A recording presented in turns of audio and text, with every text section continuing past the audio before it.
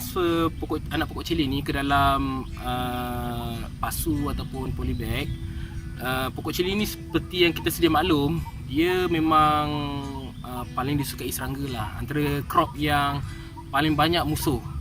Dapat banyak racun organik, salah satunya Impra ni lah. Dia racun organik, dia diperbuat daripada bahan-bahan organik seperti cili sendiri, lepas tu daun semambu dan juga serawang lah.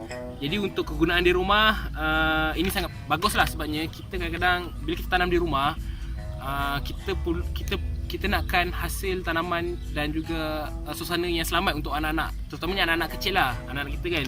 Jadi kita guna, paling terbaik kita guna racun organik.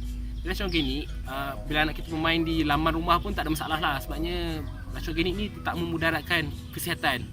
Dia fungsi dia sebenarnya, racun organik ni dia lebih kepada menghalau serangga.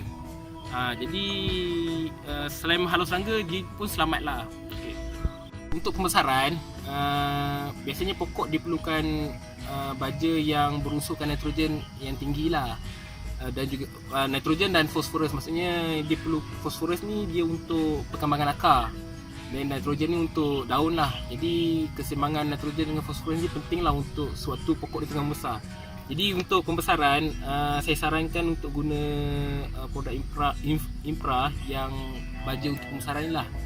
Yang ini baja putih, kita boleh tabur dia dalam 3 minggu sekali. Dan untuk yang folia ni pula, kita just spray seminggu sekali je. Tapi seeloknya kita sembur di pokok ni di waktu awal pagi, ataupun kalau nak sembur petang, kita lewat petang. Maknanya dalam pukul 6.30 ke atas tu elok lah. Waktu dia stage berbunga pula, kita disarankan lah untuk bagi dia suplemen dalam potasium. Maknanya potasium ni membantu pokok keluarkan bunga, dia akan membantu untuk menguatkan putik bunga dan buah lah. Jadi produk flower inducer ni sesuai untuk pokok yang dalam stage berbunga. Tak kisahlah pokok cili ke ataupun pokok bunga, kita boleh gunakan produk ni lah.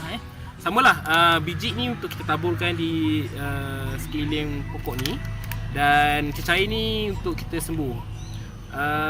Sebenarnya saya lebih suka semburan lah, sebabnya dia kesan dia lebih cepat kalau kita gunakan folia secara semburan.